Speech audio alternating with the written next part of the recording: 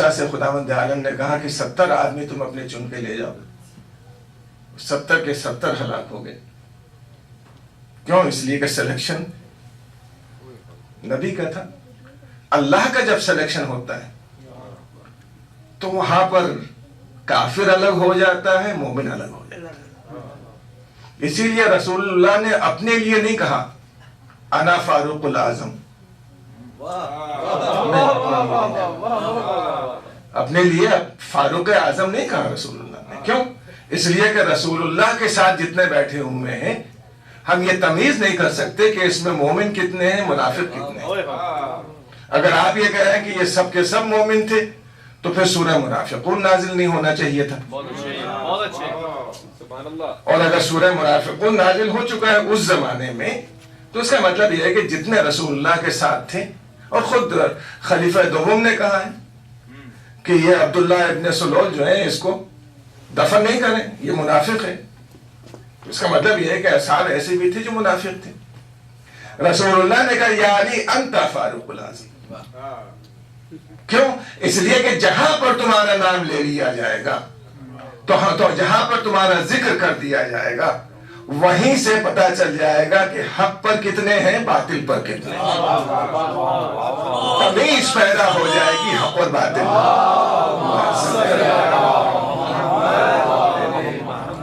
تو یہاں پر جو جناب نوح کی کشتی میں سوار ہوا، ابلیس بھی سوار ہو گیا، تو ایک کونے میں بیٹھا ہوا تھا. اس نے جناب نوح کا شکریہ ادا کیا، کہا کہ نوح تمہارا بہت بہت شکریہ کہ آپ میرے لیے ویکیشن ہو گیا، تم نے پوری امتی ختم کر دی، کس کو بہکاؤں، تو چلو تھوڑی سی نصیحت تمہیں کر دیتا. نوح نے کہا کہ تیری نصیحت میں سنو. تو اللہ نے وحی کی کبھی اس کی بھی سن لیا کرو، کبھی دشمن کی بھی سن لینا چاہیے کہ اس کے ارادے کیا ہیں. ایک سلوات بھیجے محمد والے.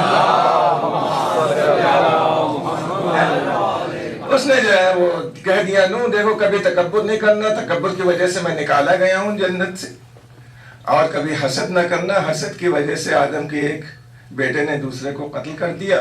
اور کبھی حرص نہ کرنا، جس کی وجہ سے حوا نے آدم کو جنت کا پھل کھلایا. یہ 3 وصیتیں اس نے کی اور بیٹھا رہا کشتی میں، یہاں تک کہ کشتی وہ پورا سیر کر کے واپس آئی، کوہ جوتی پر رک گئی. اور اس کے بعد پھر اثر نو آبادی شروع ہوئی، جس میں سام کی نسل جارڈن میں، اور اس کے بعد یہاں انڈیا ایک بیٹا گیا جس کا نام یافس تھا. افریقہ کی طرف ایک بیٹا گیا جس کا نام حام تھا. مجھے تفصیل میں نہیں جانا، مگر ان 4 بیٹوں سے پھر سے آبادی جناب نوح کی شروع ہو گئی.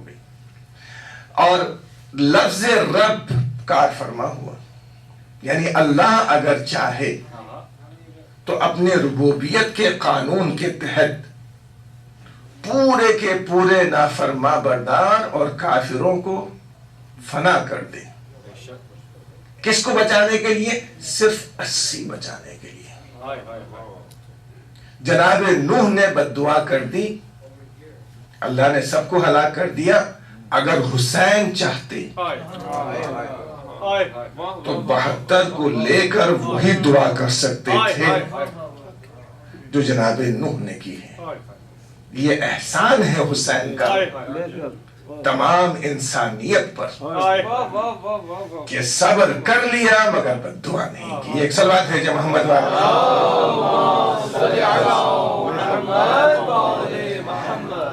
اب واقعات کے لیے میرے پاس وقت نہیں ہے، لیکن اتنا ضرور میں کہوں گا کہ جب بھی موقع ملے گا تو پوری تاریخ انبیاء آپ کے سامنے رکھ دوں گا. مگر ایک جگہ اور ہے جہاں پر ربوبیت کے اوپر ایمان لانے کا عقیدہ کیا ہے اور کیسے کیسے بادشاہ گزرے ہیں. پرانی چیز جب آپ دیکھتے ہیں کسی کے پاس، جو آپ کیا کہتے ہیں، اینٹک کی بات نہیں کر رہا ہوں، اردو والی بات کر رہا ہوں. دقیانوسی کہتے ہیں نا. یہ دقیانوس جو ہے ایک بادشاہ تھا، اور اس نے جو ہے ایک علاقے کے اوپر قبضہ کر کے وہاں پر حکومت قائم کی تھی. اور اس کی حکومت اتنی بڑی تھی کہ مولا کائنات سے جب یہودیوں نے احبار اور یہودیوں کے جو مولانا لوگ ہیں، یہودیوں کے جو سرپرست ہیں، ان کو احبار کہا جاتا ہے. ان کا ایک گروہ جو ہے خلیفہ دوم کے پاس آیا، اور آنے کے بعد اس نے یہ کہا کہ کیا تم خلیفہ رسول ہو؟ انہوں نے کہا کہ ہاں. کہا ٹھیک ہے، تو اگر ہمارے سوالات کے جوابات تم دے دو تو ہم جو ہے تمہارے اوپر ایمان لے آئیں گے اور یہ سمجھیں گے کہ تمہارا رسول سچا ہے. اور اگر تم نے جوابات نہیں دیے تو ہم ایمان تو لائیں گے نہیں، مگر یہ یقین کر لیں گے کہ تمہارا رسول جھوٹا ہے، معاذ اللہ نعوذ باللہ. تو اب خلیفہ کی بات ہے ہی نہیں، اب تو رسالت کی بات ہے. کہا کہ اچھا پوچھو. کہا کہ یہ بتاؤ کہ آسمان کے قفل کیا ہیں؟ اب ان کے بس میں تھا نہیں. اس کے بعد اس نے کہا کہ آسمان کے قفل کی چابیاں کیا ہیں؟ اس کے بس میں یہ بھی نہیں تھا. پھر انہوں نے جواب سوال کیا کہ یہ بتاؤ کہ وہ 5 چیزیں جو بغیر ماں کے پیدا ہوئی ہیں. اس کے بعد پھر اس نے سوال کیا کہ وہ یہ بتاؤ کہ وہ قبر جو اپنے صاحب قبر کو لے کر گھومی ہے 7 سمندر، وہ کون ہے؟ تو اب ایک ایک بات انہوں نے پوچھنا شروع کی تو گھبرائے. اور یہی میں آپ کو کہنا بھی چاہ رہا ہوں کہ بھیا دشمنی نہیں لو، سنت خلفاء رہی ہے کہ ہمیشہ علی کو مدد کے لیے پکارا ہے. جناب ابو بکر نے کہا ہے کہ اگر علی نہ ہوتے تو میرے مشکلات میں پھنسا رہ جاتا، کوئی نکالنے والا نہ ہوتا. دوسرے خلیفہ نے کہا ہے کہ اگر علی نہ ہوتے تو میں ہلاک ہو جاتا. تو یہ سب کے سب موجود ہیں، روایتیں موجود ہیں، کوئی ہماری طرف سے نئی بات نہیں. بس یہ اور بات ہے کہ آپ نے اپنے خلفاء کے عمل کو چھوڑ دیا، ہم نے اپنے رسول کے عمل کو جاری رکھا. ایک سلوات بھیجے محمد والے.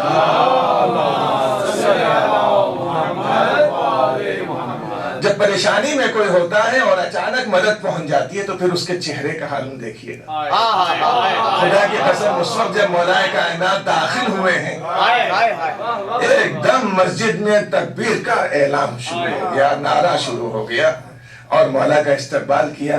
مولا نے دیکھا کہ یہ یہودی کھڑے ہوئے ہیں اور معاملہ کیا پوچھا تو انہوں نے کہا کہ یا علی بس یہ آپ ہی جواب دیں. تو یہودیوں نے بھی پوچھا یہ کون ہے؟ کہا یہ ابو الحسن ہے جن کے لیے رسول نے کہا کہ یہ میرے علم کا شہر علم کا دروازہ ہے، جو پوچھنا ہے ان سے پوچھ لو. پہلا سوال آسمان کے قفل کیا ہے؟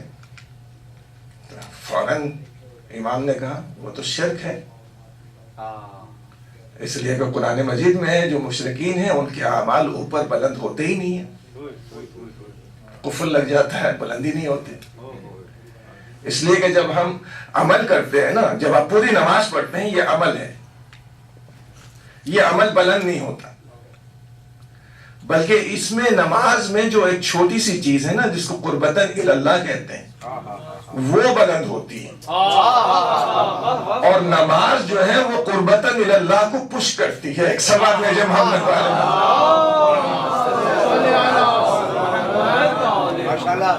تو وہی ہم اپنے لیے بھی کہتے ہیں کہ یہ جو ہم محبت اہل بیت ہے نا یہ بلند ہوتی ہے، یہ ہماری مجلس و ماتم اس کو بلند کرواتی ہے. تو جتنا عمل زیادہ ہوتا ہے اتنی ہی بلندی ملتی چلی جاتی ہے. ایک سوال ہے جب محمد والے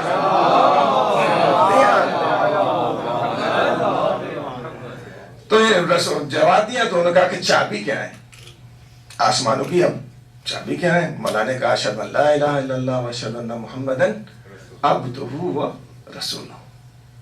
کہا کہ یا علی یہ بھی صحیح کہا آپ نے، اب یہ بتائیے کہ وہ 5 چیزیں کیا ہیں؟ تو مولا نے کہا آدم ہے، حوا ہے، جناب ابراہیم کا مینڈا ہے، اور جناب موسیٰ کا عصا ہے، اور ناقہ صالح. بتا دیا.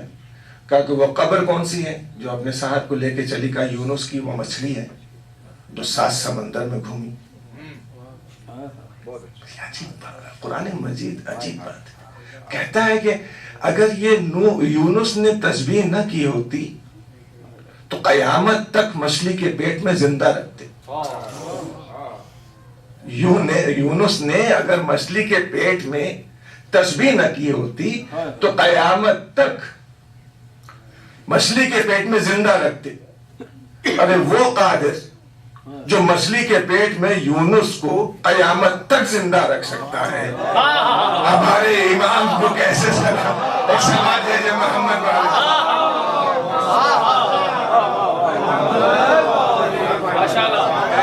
ایک سلوات بھیجتے محمد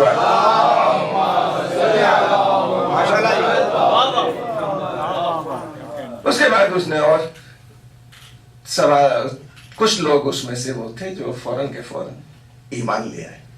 ایک ان میں سے کئی علی ابھی نہیں، ابو الحسن ابھی نہیں، ابھی میرے ایک سوال اور ہیں، کہ وہ بتائیے کہ وہ لوگ کون تھے جو ایمان لائے اور غار میں چھپ گئے؟ تو مولا نے کہا کہ وہ اصحاب کہف ہیں۔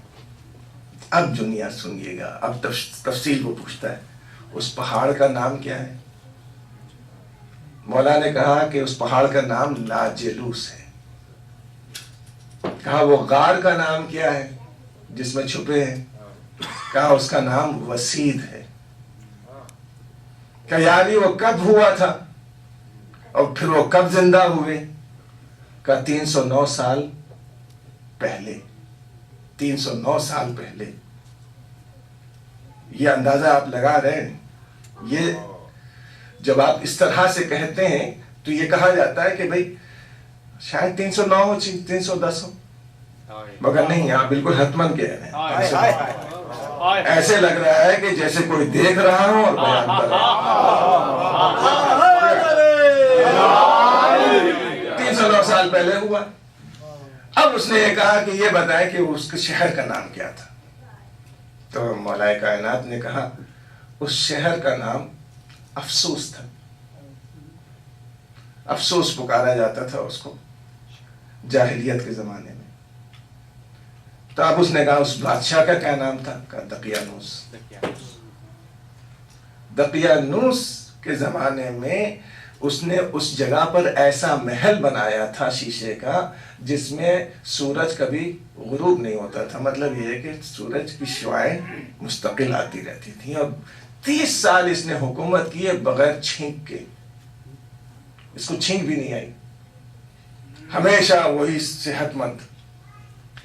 تو اس کو جو ہے تکبر ہوا اور اس نے اعلان کر دیا کہ دیکھو میں تمہیں کھانا دے رہا ہوں، پانی دے رہا ہوں، تمہاری پوری زمینیں میری ہیں، میں تمہارا رب ہوں۔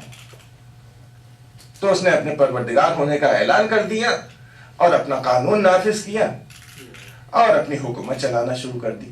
جتنے اس کے وزیر اور علماء تھے ان کے بچوں میں سے وہ سلیکٹ کرتا تھا جو ہینڈسم ہیں، اور ان سے کہتا تھا کہ تم میرے پیچھے کھڑے ہو میرے تخت کے۔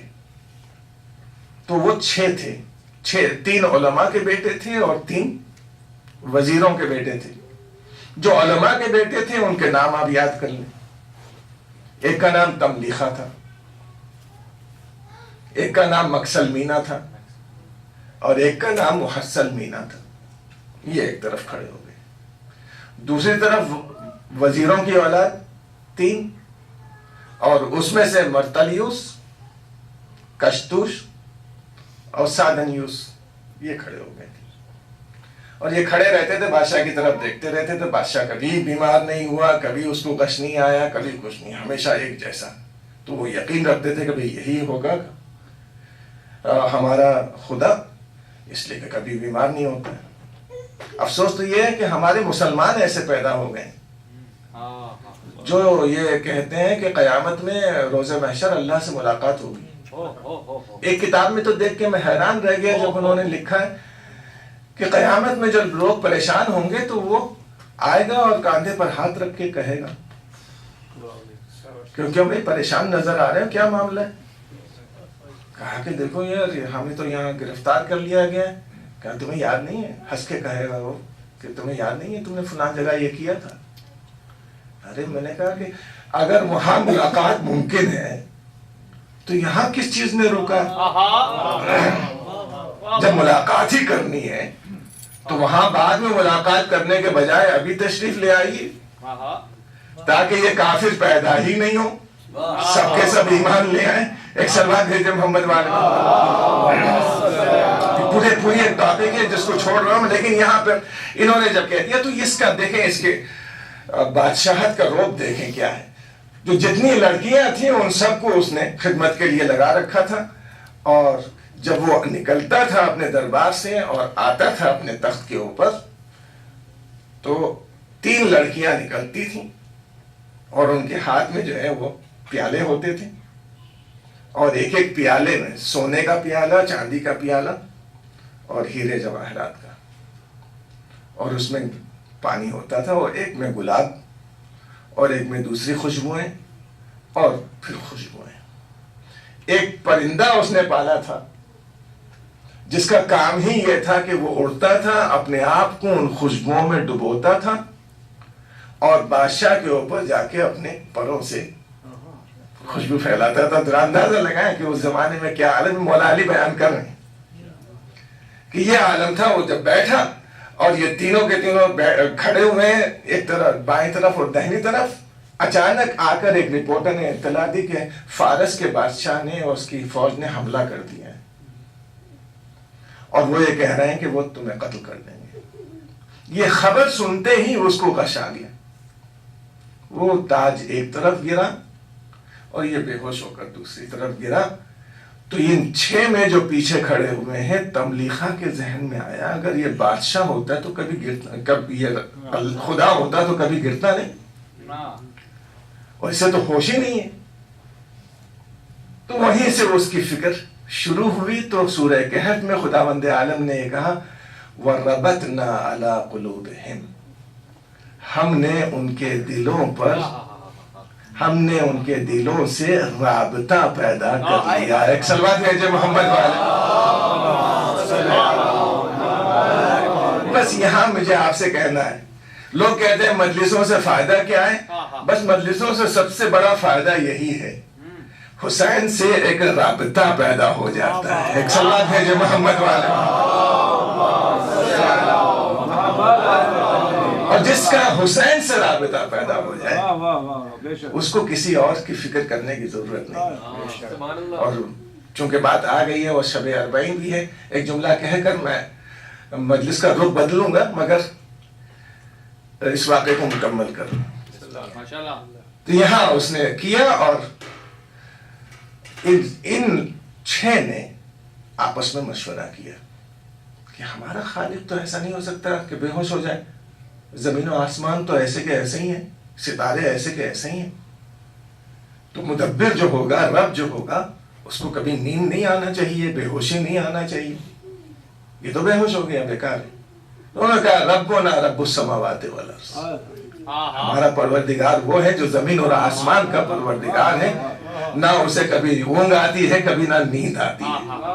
یہ تو علی کا احسان ہے کہ ایک رات سو کر، ایک صلوات بھیجے محمد والے محمد،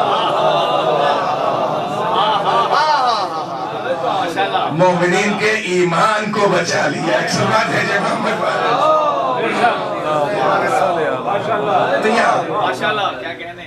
تو انہوں نے آپس میں مشورہ کیا اور راتوں رات نکل گئے کہ چلو اس مملکت سے ہم نکل جاتے ہیں. جب چلنے لگے رات میں اور ایک جگہ سے گزرے تو ایک چرواہا نے آواز دی، ارے کہاں بھاگے جا رہے ہو؟ لباس پہن کر شاہانہ، وہ سمجھ گیا تھا. کہا کہ بھئی اگر اس نے جا کر اطلاع دے دی تو پکڑے جائیں گے. اس کو بھی ساتھ لے لیا. تو 6 اور 1 7. اس کا کتا تھا وہ بھی پیچھا کرنے لگا. اب یہ جتنی روٹی تھی اس کو پھینک دی انہوں نے کہ لے بھئی چلا جا، اب تو ہمارے پاس کچھ نہیں ہے. تو کتے نے کہا کہ بھئی میں بھی تو لا الہ الا